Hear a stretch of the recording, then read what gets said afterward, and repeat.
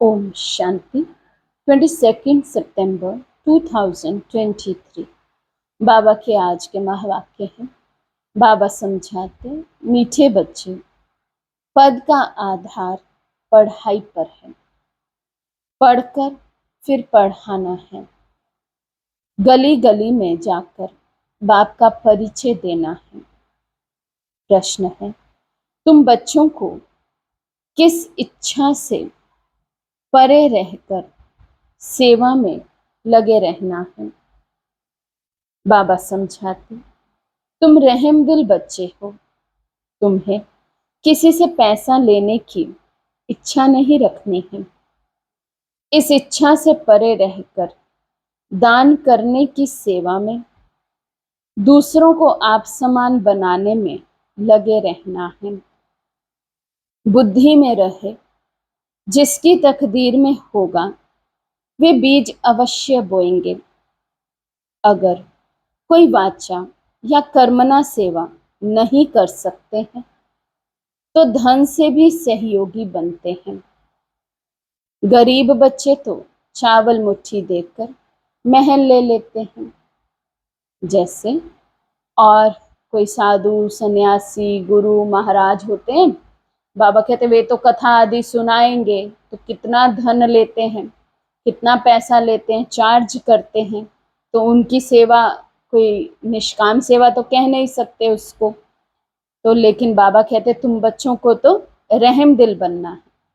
कोई धन सफल करे ना करे, कोई दे ना दे, मांगना नहीं है कि हम ज्ञान तुम्हें तब सुनाएंगे जब तुम हमारी इतनी फीस देंगे। तो इसीलिए यहाँ पर कोई भी फीस नहीं है। लेकिन बाबा कहते जिसको एक बारी ज्ञान समझ में आ गया तो उसको ये अवश्य समझ में आ जाएगा कि मुझे अपना तन मन धन सब यज्ञ में स्वाहा करना है, सफल करना है। तो बाबा कहते वे बीज जरूर बोएंगे, अर्थात सफल जरूर करेंगे, और जिसका फल फिर ना केवल इस एक जन्म में बल्कि 21 जन्म या कहें अगला पूरा कल्प ही हम उसका फल प्राप्त करते हैं, उसको ग्रहण करते हैं।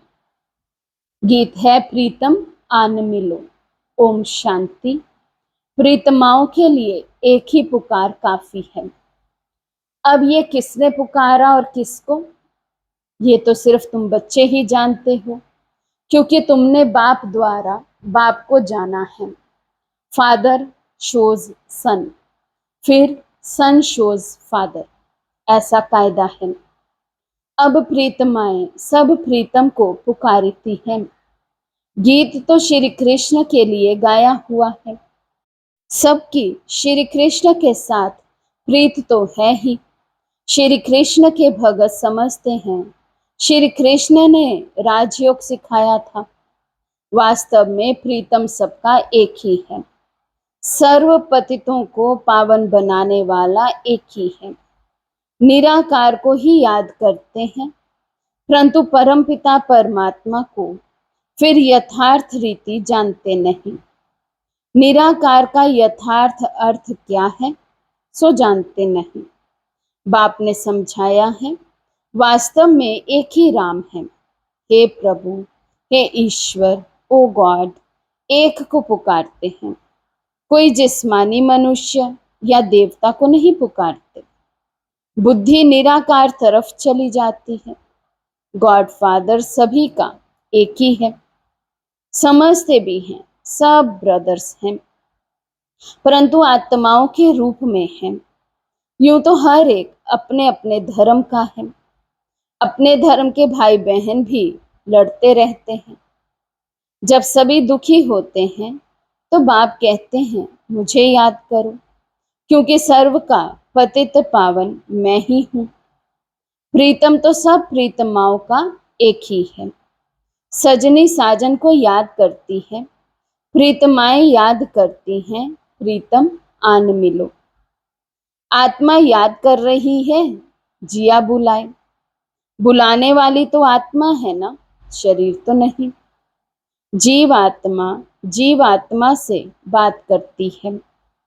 दुनिया में मनुष्य तो देह अभिमानी होने कारण अपने को शरीर समझते हैं।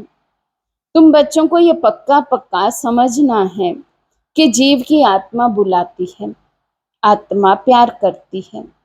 शरीर शरीर से प्यार नहीं करता, आत्मा शरीर धारण करती है।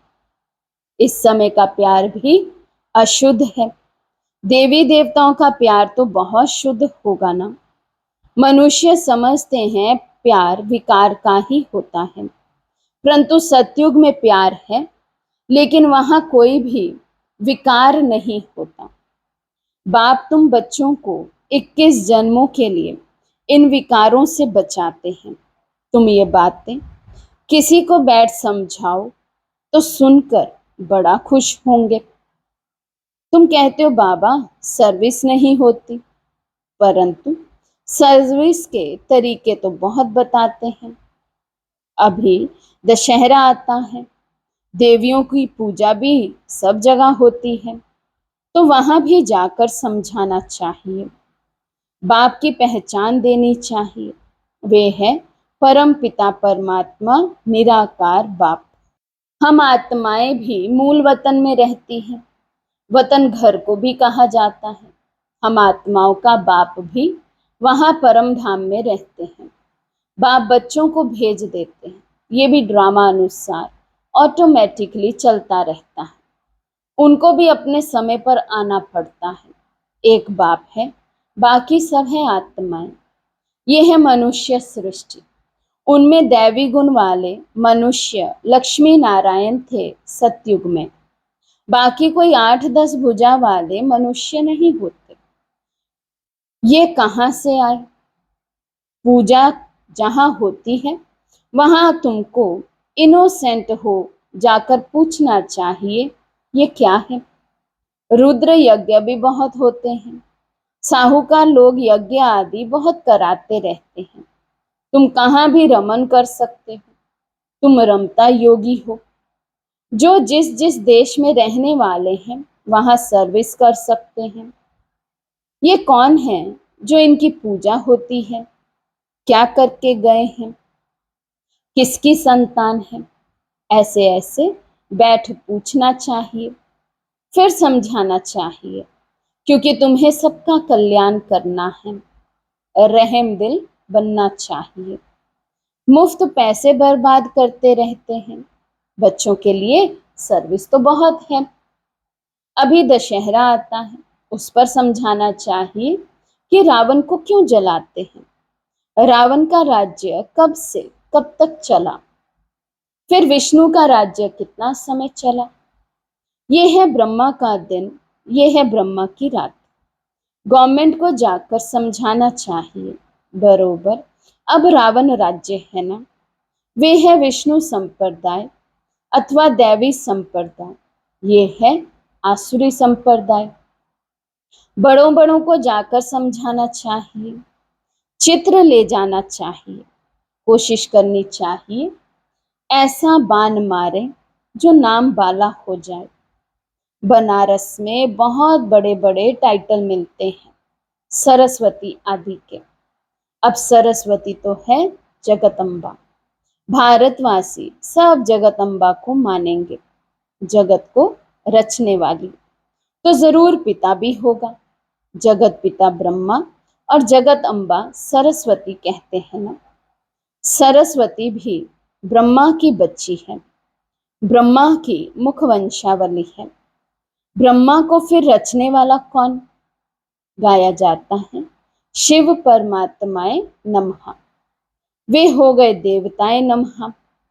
तो देवताओं का रचयिता वे शिव परमात्मा हो गया।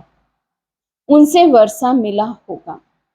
तो तुम बच्चों को समझाने निकलना पड़े ना। जो जो अच्छे समझदार हैं उन्हें सर्विस करनी चाहिए। बाप तो गली गली में नहीं जाएंगे, ये बच्चों का काम है।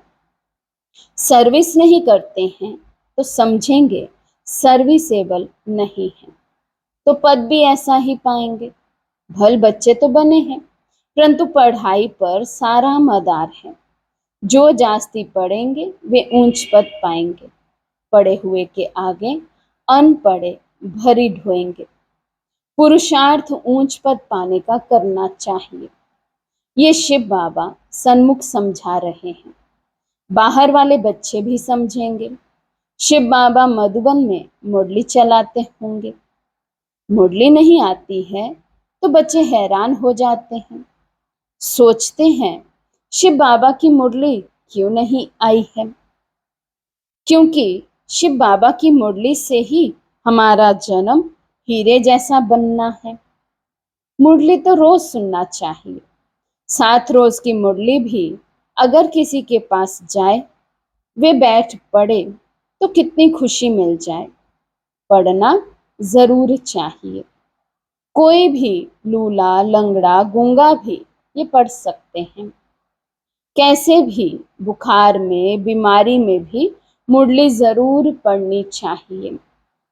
तुम सिर्फ बोलो हमको 2 बाप हैं, तो जिसे वर्षा लेना होगा वे उसी समय इन 2 अक्षरों से भी समझ जाएंगे। ये नॉलेज ही ऐसी सहज है। बाप को याद करने से सारा चक्र बुद्धि में आ जाता है। जितना बुद्धि में चक्र फिराएंगे तो चक्रवर्ती बनेंगे। बाप कहते हैं जो मेरे भगत हैं अथवा लक्ष्मी नारायण आदि को मानने वाले हैं, उन्हों को समझाओ। तुम ही देवी देवता थे, 84 का चक्र लगाया, अब फिर देवता बनो। ये बाबा भी लक्ष्मी नारायण का भगत था ना, पुजारी से फिर पूज्य बनते हैं। लक्ष्मी नारायण पूज्य है ना।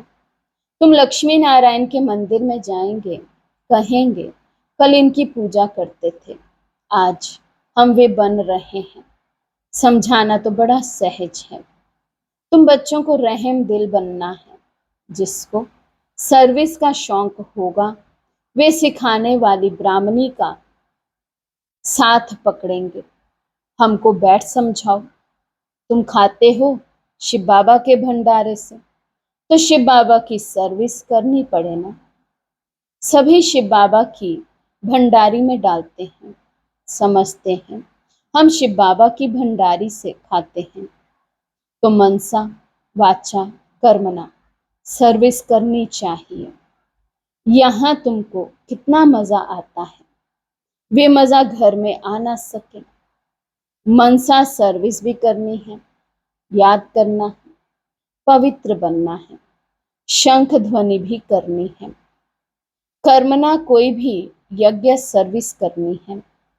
शुरू में मम्मा बाबा भी बर्तन मांजते थे, गोबर के कंडे बनाते थे, देह अभिमान तोड़ने के लिए सब करते थे। अभी फिर बहुतों में दिन प्रतिदिन देह अभिमान बढ़ता जाता है। यज्ञ का खाते हैं तो सर्विस भी करनी चाहिए। बाप को याद करने से विकर्म विनाश होंगे। सर्वव्यापी कहने से विकर्म विनाश कैसे होंगे? सर्वव्यापी कहने से तो बुद्धि का योग लग नहीं सकता। तो ये सेवा सबकी करनी है, दान देना है। वे सेवा नहीं तो स्थूल सेवा करो, वे भी नहीं कर सकते तो धन की सेवा करो, तो वे भी सर्विस हो जाएगी। बीज बोया जाता है तो उनका फल निकलता है। यहाँ चावल चपटी देने से महल मिल जाते हैं। किसी को कहना नहीं है कि बीज बो, तकदीर में नहीं होगा तो कभी बुद्धि में आएगा ही नहीं। साहूकार लोग होते हैं तो 5 लाख का भी इंश्योरेंस करते हैं। गरीब होगा तो 500 का इंश्योरेंस करेगा। यहाँ फिर गरीब सबसे जास्ती इंश्योर करते हैं। गरीब के चावल मुट्ठी भी साहूकार के धन से इक्वल हो जाते हैं। मम्मा ने देखो क्या इंश्योर किया, तन मन से देखो सेवा की। बहुत धन देने वालों को भी इतना पद नहीं मिल सकता जितना उनको मिलता है। तुम हो नर से नारायण बनने वाले, ये नॉलेज है ही स्वराज्य योग। हर एक की बुद्धि समझ सकती है। हम मम्मा बाबा को फॉलो करते हैं। पुरुषार्थ करना चाहिए, ये ज्ञान सागर तो गलियों में नहीं जाएगा, ना बाबा पब्लिक में भाषण कर सकते हैं। बाप कहते हैं, मैं तो बच्चों के सामने बैठ भाषण करूंगा। मैं सबका बाप हूं, तुम माताएं कुमारियां हो, तुमको जाकर भाषण करना है, फिर भी तुम बीके हो। अभी जगत अम्बा पर कितना बड़ा मेला लगता है, कुछ तो सर्विस करके गई है ना। तुम बतला सकते हो, वहां बहुत सर्विस कर सकते हो। सर्विसेबल बच्चे आप पे ही सर्विस करते रहेंगे। जो आप ही करे सो देवता। सुबह को जाओ, रात को लौट आओ। सर्विस करने की हिम्मत चाहिए। बहुत अच्छे अच्छे बच्चे हैं, परंतु कोई ना कोई बंधन में है। रुद्र ज्ञान यज्ञ में अबलाओं पर अनेक प्रकार के विघ्न पड़ते हैं। प्रैक्टिकल में देख रहे हो।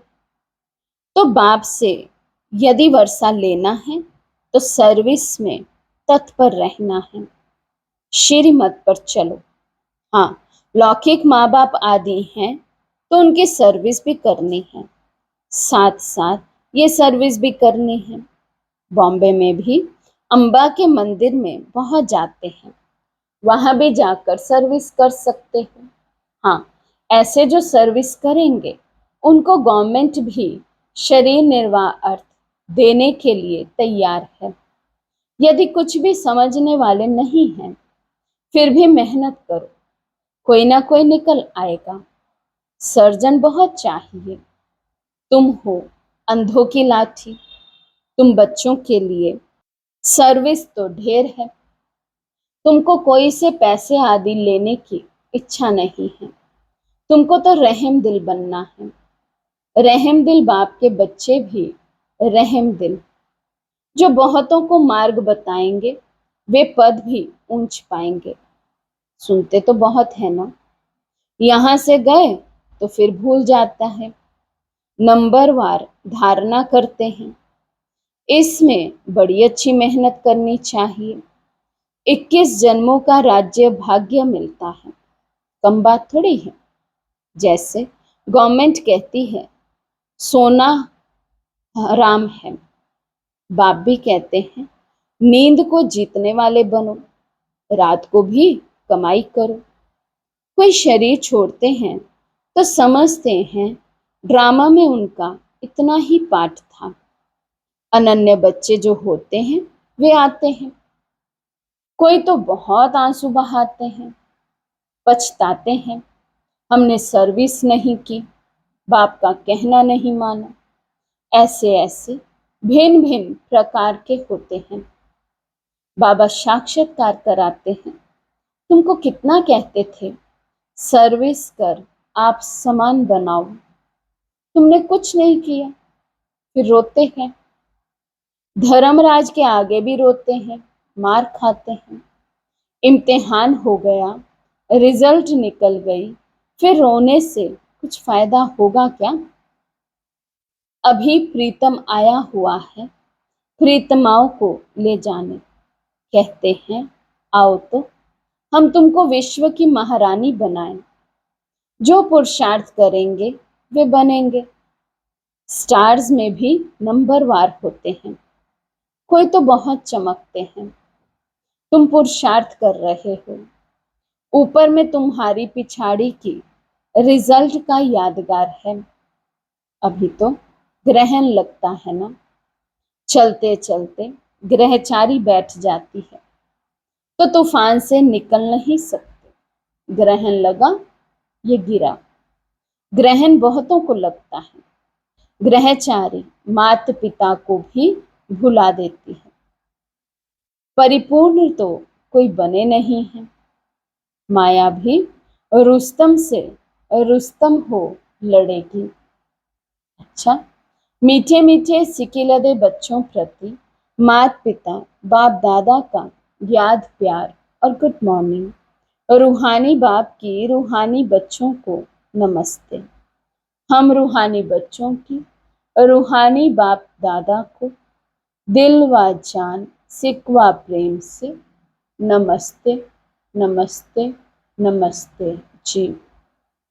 धारणा के लिए मुख्य सार। फर्स्ट पॉइंट, रमता योगी बन सेवा करनी है। मनसा वाचा कर्मणा, किसी भी प्रकार की सेवा में बिजी जरूर रहना है। सेकंड पॉइंट, रात को जागकर कमाई करनी है। नींद को जीतने वाला बनना है। मुरली किसी भी परिस्थिति में जरूर पढ़नी है। आज का वरदान है, अल्पकाल के संस्कारों को अनादि संस्कारों से परिवर्तन करने वाले वरदानी महादानी भव। अल्पकाल के संस्कारों को अनादि संस्कारों से परिवर्तन करने वाले वरदानी महादानी भव। अल्पकाल के संस्कार जो ना चाहते हुए भी बोल और कर्म कराते रहते हैं, इसलिए कहते हो मेरा भाव नहीं था, मेरा लक्ष्य नहीं था, लेकिन हो गया। कई कहते हैं हमने क्रोध नहीं किया, लेकिन मेरे बोलने के संस्कार ही ऐसे हैं। तो ये अल्पकाल के संस्कार भी मजबूर बना देते हैं। अब इन संस्कारों को अनादि संस्कारों से परिवर्तन करो। आत्मा के अनादि ओरिजिनल संस्कार है सदा संपन्न, सदा वरदानी और महादानी। स्लोगन है, परिस्थिति रूपी पहाड़ को उड़ती कला के पुरुषार्थ द्वारा पार कर लेना ही उड़ता योगी बनना है। परिस्थिति रूपी पहाड़ को उड़ती कला के पुरुषार्थ द्वारा पार कर लेना ही उड़ता योगी बनना है। अच्छा, ओम शांति।